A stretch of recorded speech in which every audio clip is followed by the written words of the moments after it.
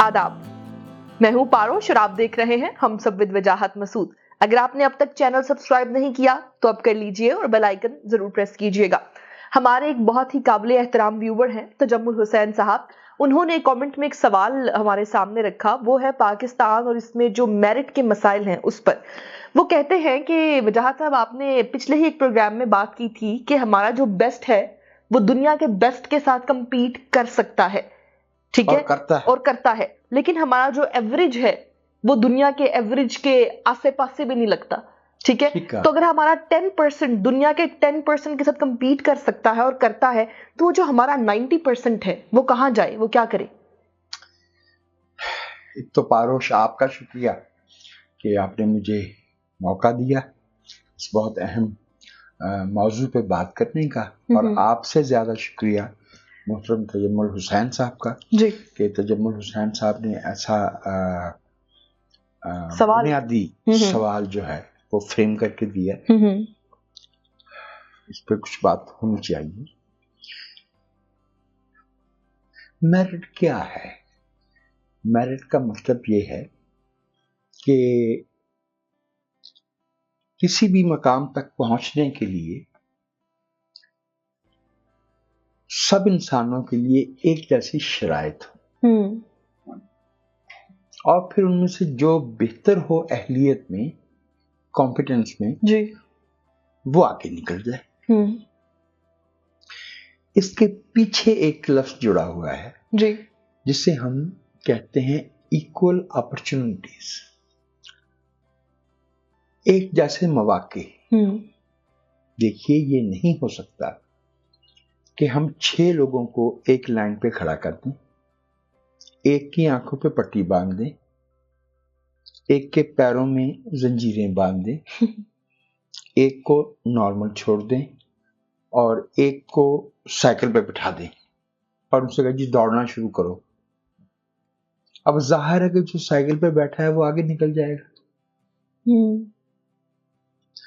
तो मेरिट या अहलियत की बुनियाद पे खुला मुकाबला जी, उसी सूरत में दियानतदाराना हो सकता है जब जहां जिस लकीर से हमने शुरू किया है वो सबकी बराबर हो, वो सबकी बराबर हो। जो जब मैंने ये अर्ज की थी कि हमारे मुआशरे का जो बेस्ट है, खातीन में भी और मर्दों में भी, वो दुनिया के बेस्ट से मुकाबला कर सकता है, compete कर सकता है, तो उस वक्त मेरे जहन में जो बात थी वो एक बुनियादी असूल था जी, कि तमाम इंसान एक जैसी सलाहियत लेके पैदा होते हैं। कुछ इंसानों को तो थोड़ा जिसे कहना चाहिए ना कि अनजाने में, इनएडवर्टेंटली, नादानिस्ता तौर पे कुछ दिक्कतें पेश आ जाती हैं। जी, जैसे किसी के वालिद या वालदा का बचपन में इंतकाल कर जाना, या इंतहाई गुर्बत में पैदा होना, या कोई जिस्मानी माजूरी होना। अच्छा, ऐसे लोगों को जाहिर है कि थोड़ा सा तो एडवांटेज नहीं, उनको ज्यादा मेहनत करना पड़ती है अपना आप मनवाने के लिए, और मुआशरे का फर्ज है, रियासत का फर्ज है, फिर वो जो एक कंसेशन होता है, कंपनसेशन होता है वगैरह वगैरह, कि उनकी उन मजबूरियों को मद्देनजर रखते हुए उन्हें इस काबिल बनाया जाए कि वो मुकाबले की दौड़ में शरीक हो सके। हमारे मुआशरे में मामला कुछ मुख्तलिफ हो गया। अब इस पे हमें जाना पड़ जाएगा अपने मुल्क के निज़ाम हुकूमत में। मैं ज्यादा वक्त नहीं लेता आपका। जब हमें 50 की दहाई में, दैट इज अराउंड 1955, 1956, 1955, 56, बैरूनी मदद मिलना शुरू हुई, क्योंकि हम सीटो सेंटो में चले गए थे, हम कोल्ड वार में एलाई बन गए थे, तो जो हमें قرضے ملے بیرونی، ان میں گریس پیریڈ ہوتا ہے 20 برس کا، 25 برس کا، 30 برس کا. اس کے بعد وہ آپ نے ان قرضوں کو اپنی معیشت میں سمونا ہے، اپنی پیداواری صلاحیت کو بڑھانا ہے، اپنے عوام کا معیار زندگی، ان کی تعلیم، صحت، غذا، رہن سہن، شیلٹر، روزگار کی سہولتیں وہ اس طرح سے پیدا کرنا ہے کہ آپ کی معیشت اس قرض کو واپس کرنے کے قابل ہو سکے. آپ تحقیق کیجیے. ہم نے 1980 تک 2 برس، ایک 63 کا، 1963 کا، ایک 74 کا، یہ 2 برس چھوڑ کے ہر برس ڈیفنس کو اپنے وفاقی بجٹ کا 60% سے زیادہ دیا. 60%. باقی کیا بچا؟ 40%. اور یہ وہ برس تھے جن میں کم از کم 1971 تک میں اپنی قوم کے بارے میں سخت رائے دے رہا ہوں، لیکن میں اس لیے دے رہا ہوں کہ آنے والی نسلوں کو اس حقیقت کا علم ہو کہ ہم مشرقی پاکستان کا اقتصادی استحصال کر رہے ہیں. چاول وہاں اگتا تھا، پٹسن وہاں اگتی تھی، لیکن اسے کراچی کی بندرگاہ پہ لایا جاتا تھا، وہاں اس کی قیمت لگتی تھی، وہاں سے اس کو ایکسپورٹ کیا جاتا تھا. ہم نے مشرقی پاکستان کو ایک کالونی کے طور پہ اس کا استحصال کیا. ایک حصہ وہ تھا. دوسرا یہ تھا کہ جو پیسے آئے تھے وہ جس کام کے لیے آئے تھے ہم نے اسے اپنی پیداوار میں تو نہیں لگایا. ہم نے تو اس کو ہم نے خود کو سیکیورٹی اسٹیٹ میں بدل دی، جسے ہمارے محترم ڈاکٹر اشتیاق احمد صاحب گیرزن اسٹیٹ کہتے ہیں. چھاؤنی میں بدل، اسلحے پہ پیسہ لگایا. اور جب ہمیں 1980 میں پہلی بار ڈیٹ سروسنگ، یعنی جو قرضے لیے تھے اب ان کی واپسی بھی تو ہونا تھی نا. جیسے ہی وہ شروع ہوئی ہم نے 2 چیزوں سے ریاست نے ہاتھ کھینچ لیا. اب یہ بہت بڑا المیہ ہے. ہم نے تعلیم سے ہاتھ کھینچ لیا اور صحت سے ہاتھ کھینچ لیا. اب جس کے پاس پیسے ہوں وہ اپنے بچوں کو وہ تعلیم دے لے جو انہیں اس قابل بنائے کہ وہ اپنے ہم عمر بچوں کا مقابلہ کر سکے. ٹھیک ہے. اور جس کے پاس پیسے ہیں وہ اپنے ماں باپ کا، بہن بھائی کا، بچوں کا اپنا علاج کروا لے. اور ورنہ جان اللہ نے دی ہے، اللہ نے لے لی. اب ہوا کیا ہے؟ قریب 80 کی دہائی تک ہمارا جو نظام تعلیم ہے وہ بہت آئیڈیل نہیں تھا.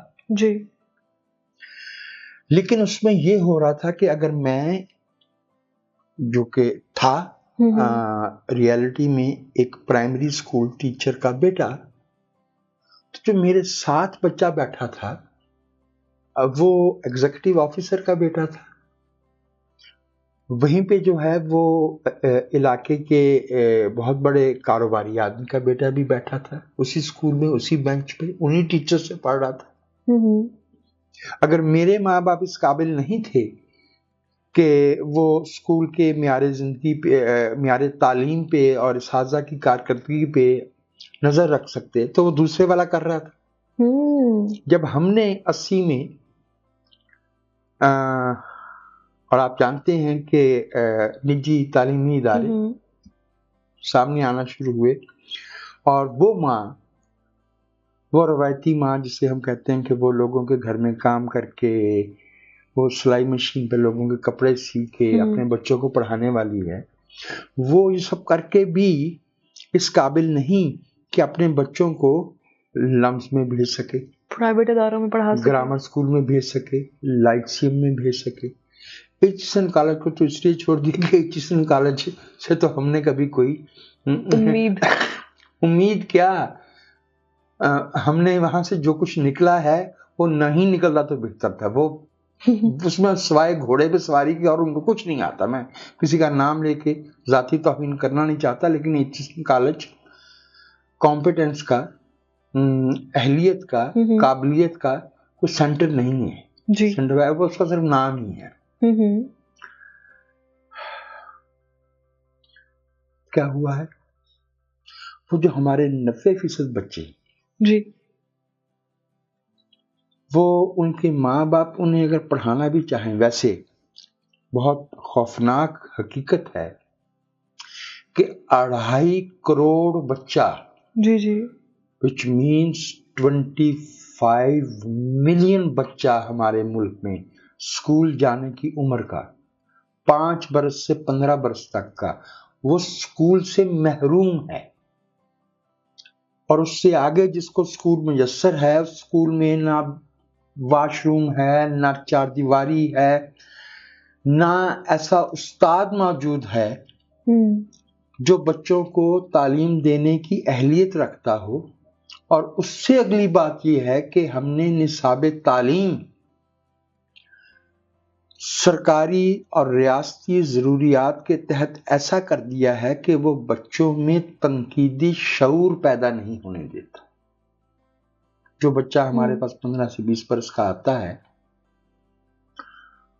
وہ اپنے ہی ملک میں اجنبی ہے, اور اس کے ہمسائے نے جو 15,000, 20,000, 1 لاکھ روپے کی ماہانہ فیس اسکول کی دے سکتا ہے, اس کا بچہ جو ہے وہ جو یہ کر سکتا ہے, وہ پھر اپنے بچے کو پڑھنے کے لیے بیرون ملک بھی بھیج سکتا ہے.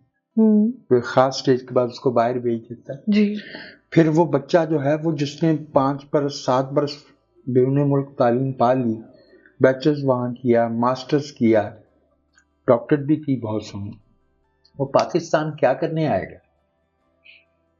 وہ ایک بہت معروف مصرع ہے ہماری شاعرہ کا,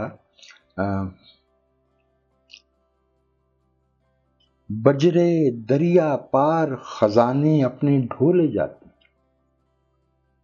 بجرا کسے کہتے ہیں؟ بڑے سائز کے بحری جہاز کو, کہ ہمارے خزانہ, یہی بچے خزانہ لے کے دریا پار. ہمارے پاس کیا بچا؟ تو بھائی تجمل حسین نے جو سوال کیا ہے, اس کا جواب یہ ہے کہ ایک ایسے ملک میں جہاں ریاست تمام شہریوں کو ایک جیسے مواقع میسر نہیں کرتی, وہاں میرٹ کا اصول قائم نہیں ہو سکتا. ایک منٹ ایک آخری جملہ I'm sorry, اب ایک جیسا مواقع دینے کا مطلب یہ نہیں ہے کہ اوپر والوں کو کھینچ کے نیچے لے آؤ.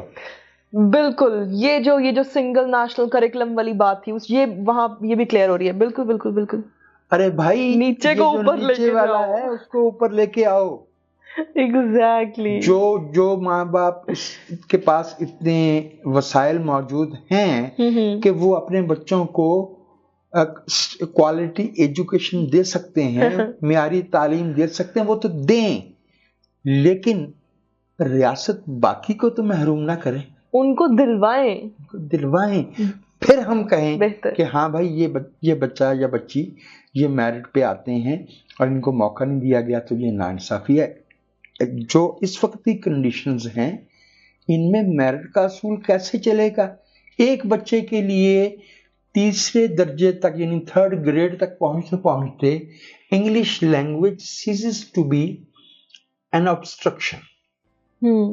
Naturally, they communicate in English language, right? میں اپنی بچی کے جب حالانکہ بہت چھوٹی تھی 5-6 برس کی, اس کے کئی جملوں پہ مجھے غور کرنا پڑتا تھا کہ یہ کیا کہہ رہی ہے. اب جس نسل سے ہمارا تعلق تھا اس میں ہمیں ہمارے کم از کم 15-16 برس جو تھے وہ انگریزی کے پہاڑ سے ٹکرے مارتے گزر گئے. تو اگر آپ لینگویج کی obstruction میں پھنسے رہیں گے تو آپ علم کب حاصل کریں گے؟ آپ کسی شعبے میں اسپیشلائزڈ مہارت کیسے پیدا کریں گے؟ یہ میرا کہنا ہے کہ میرٹ کے اصول کی جو خلاف ورزی ہے وہ وہاں ہوئی ہے جہاں وسائل عوام کو ایک جیسی سہولتیں، ایک جیسے مواقع نہ دینے سے پیدا ہوئی۔ ٹھیک ہے، اگر ہم بات کریں کہ جو میرٹ کی غیر موجودگی ہے، اگر ہم اس کے ذمہ دار ڈھونڈیں، کون رسپانسیبل ہیں اس کے لیے، تو حکومت اور ریاست بڑی ذمہ دار ہے یا پھر معاشرتی رویے اور باقی ساری سوسائٹی؟ کون کتنا بڑا اسٹیک ہولڈر؟ بنیادی ذمہ داری تو ریاست کی بنتی ہے، ٹھیک ہے نا؟ ٹھیک ہے، ریاست ٹیکس لے، اور ریاست کا یہ کوئی بہانہ نہیں ہے کہ لوگ ٹیکس نہیں دیتے۔ جب ہم لوگوں پہ انڈائریکٹ ٹیکس لگاتے ہیں، یعنی میاں منشا صاحب بھی اتنے ہی پیسے اور میں بھی اتنے ہی پیسے دوں ماچس کی ڈبیا پہ اور دودھ کے پیکٹ پہ اور سبزی پہ اور نہیں، ڈائریکٹ ٹیکسز، جس کے پاس زیادہ پیسے ہیں وہ زیادہ ٹیکس دے، جس کے پاس کم وسائل ہیں وہ کم۔ ایک تو یہ معاملہ ہو گیا۔ جو دوسرا بہت اہم مسئلہ ہے اس میں میں معاشرے کو بھی قطعی طور پہ جسے کہتے ہیں نا ایبزارو کرنا، یا یہ کہنا کہ نہیں معاشرے نے کچھ نہیں کیا، یہ جو فی جوڑا 6.7 بچے ہیں، یہ ریاست تو نہیں آگے پیدا کر گئی، یہ ہم نے خود کیے ہیں۔ یہ جو ہم نے اپنے معاشرے میں ذات پات کے نام پہ، آپ تو چونکہ شہر سے تعلق رکھتی ہیں اور آپ کو شاید اس سطح پہ اندازہ نہیں ہو کہ یہ جو ذات پات کی مفروضہ تقسیم ہے جی، یہ کتنے انسانوں کی صلاحیت کو کھا جاتی ہے۔ یہ جو عورت اور مرد میں امتیازی رویے ہیں، امتیازی سلوک ہے، ڈسکریمنیشن ہے، یہ کتنی صلاحیتوں کو کھا جاتی ہے، کتنے چراغ بجھا دیتی ہے۔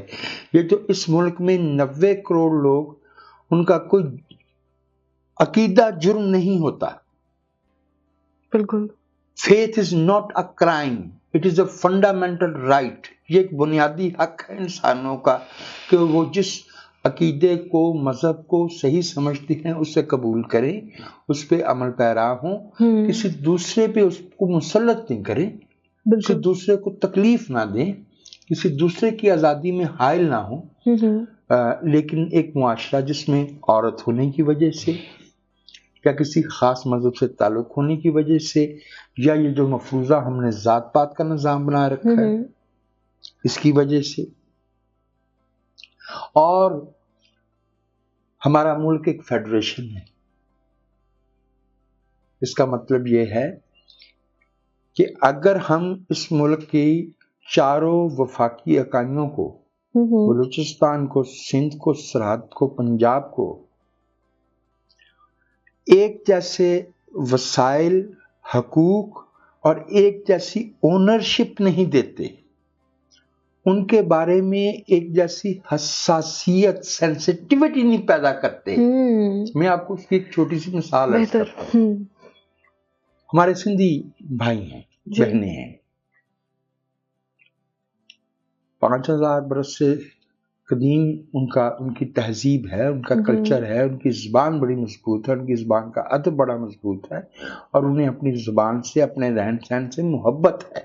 جی، اب اگر مجھے یہی نہ پتا ہو کہ یہ اجرک جو ہے اور یہ جو سندھی ٹوپی ہے، یہ ایک سندھی کے لیے اس کی حساسیت کیا ہے، جی، یہ